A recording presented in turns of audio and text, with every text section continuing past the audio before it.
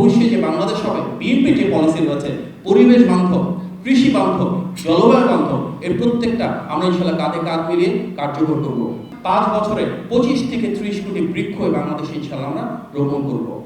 আমরা শহীদ প্রেসিডেন্ট জিয়াউর রহমানের বিষয়ে যখন কথা বলবো, দেখতে হবে আজকে আমরা যে বাংলাদেশে রয়েছি আমাদের প্রতিটি সত্তা ওনার দেওয়া, ওনার সাথে জড়িত।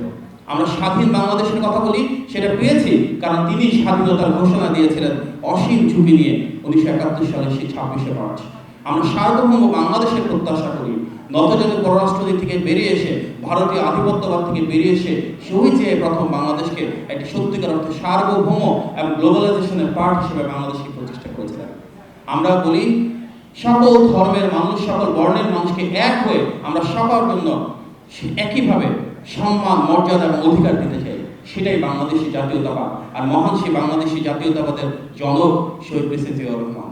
বাংলাদেশের সবচেয়ে জনপ্রিয় রাজনৈতিক দল, সবচেয়ে বড় রাজনৈতিক দল, যেটির সাথে আমরা সবাই জড়িত, সেই বাংলাদেশ জাতীয়তাবাদী দল বিএনপি, সেটির প্রতিষ্ঠাতা শহীদ জিয়া বাংলাদেশের স্বাধীনতা, সার্বভৌমত্ব এবং জাতীয়তাবাদের প্রতীক। আজকে আমাদের যে বাংলাদেশ, তার অর্থনৈতিক ভিত্তি বিদেশে জনশক্তি রপ্তানি করা, নারীর ক্ষমতায়নের মাধ্যমে গার্মেন্ট শিল্প তৈরি করা, এর প্রত্যেকটা ওনার হাত ধরে শুরু হয়েছে।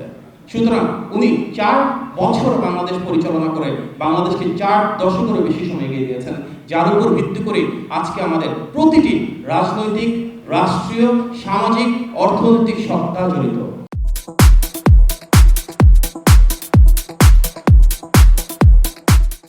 আমরা শহীদ জিয়ার সৈনিক হিসেবে ওনার আদর্শকে শুধু প্রতিপালন করছি না, আজকে যে ইসলামের মূল্যবোধের কথা আমি বলছি, আমরা যে সাংবিধানিক সংস্কারের কথা বলছি, আমরা যারা কৃষক দলের সাথে জড়িত, আমাদের ঐতিহাসিক খাল খনন কর্মসূচির কথা, কৃষি বান্ধব বাংলাদেশ, কৃষকের ক্ষমতায়ন, কৃষি সংস্কার, বাংলাদেশের অর্থনৈতিক ভিত্তি হিসেবে কৃষি বিপ্লব, প্রত্যেকটার সাথে শহীদ জিয়া ওনার বিভিন্ন নীতিমালা সরাসরি জড়িত।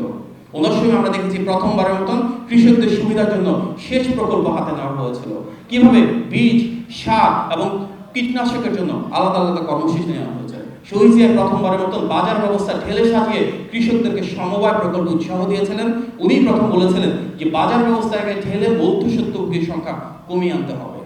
আমরা দেখেছি একজন রাষ্ট্রনায়ক হওয়ার পরও উনি কিভাবে কাঁধে কাঁধ মিলিয়ে কৃষকদের সাথে নেমে গিয়েছিলেন খাল খননে।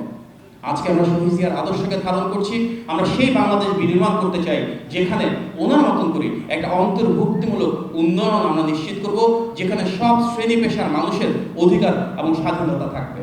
সেই উন্নয়ন যেখানে আমরা সত্যিই বলতে পারবো যে প্রতিটা মানুষের সমস্যার সমাধান হয়, ভাগ্যের পরিবর্তন হয়। আজকে হয়তো শহীদ জিয়া আমাদের মাঝে নেই, কিন্তু শহীদ জিয়ার সৈনিকেরা রয়েছেন, শহীদ জিয়ার আদর্শ রয়েছে, যার কারণে কিন্তু ওনার সন্তান আমাদের সবার নেতা বিএনপির ভারপ্রাপ্ত চেয়ারম্যান জনাব তারেক রহমান যে 31 দফা দিয়েছেন, সেখানে কিন্তু প্রতিটি পর্যায়ে শহীদ জিয়ার আদর্শ অনুরূত হয়েছে। সেখানে কিন্তু তিনি বাজার ব্যবস্থা সংস্কারের কথা বলেছেন, কিভাবে মধ্যস্বত্বভোগীর সংখ্যা কমিয়ে আনা হবে, ইউনিয়ন পর্যায়ে কৃষকের কাছ থেকে সরাসরি পারচেজ বা ক্রয়ের মাধ্যমে সেলস সেন্টার তৈরি করা হবে, তার যেমন ডিটেল রয়েছে। একইভাবে বলা হয়েছে শহীদ জিয়ার মতন করে আমরা নতুন করে খাল খনন এবং পুনঃখননের ব্যবস্থা করব। আমরা সেই বাংলাদেশ গড়ে তুলব যেখানে শহীদ প্রেসিডেন্ট জিয়াউর রহমান যেভাবে দেশব্যাপী বৃক্ষ মেলা এবং বৃক্ষরোপণ কর্মসূচি করেছিলেন, সেভাবেই কিন্তু আমাদের নেতা জনাব তারেক রহমান বলেছেন 5 বছরে 25 থেকে 30 কোটি বৃক্ষ বাংলাদেশে ইনশাআল্লাহ আমরা রোপণ করব। আমাদের এখানে আজকে আমাদের সবার নেতা জনাব সালাউদ্দিন ভাই রয়েছেন, যিনি 31 দফা প্রণয়নে অনবরত ভূমিকা রেখেছেন, বুঝিয়ে দিয়েছেন সবগুলো পলিসিতে। ওনার মাধ্যমে আমরা আবেদন জানাতে চাই ভবিষ্যতে যে বাংলাদেশ হবে, বিএনপির যে পলিসি রয়েছে পরিবেশ বান্ধব, কৃষি বান্ধব, জলবায়ু বান্ধব, এর প্রত্যেকটা আমরা ইনশাআল্লাহ কাঁধে কাঁধ মিলিয়ে কার্যকর করব। আমরা যদি শহীদ জিয়ার আদর্শকে ধরে রাখতে চাই, সেটিকে বাস্তবায়ন করতে চাই, তাহলে আমাদের নেতা বিএনপি ভারপ্রাপ্ত চেয়ারম্যানের নির্দেশনা মোতাবেক আমাদের প্রত্যেককে একসাথে কাজ করে যেতে হবে। আমাদের 31 দফার আলোকে এমন একটি বাংলাদেশ গড়ে তুলতে হবে যেখানে সাম্য, মানবিক মর্যাদা এবং সামাজিক সুবিচার আবার প্রতিষ্ঠিত হবে ইনশাআল্লাহ।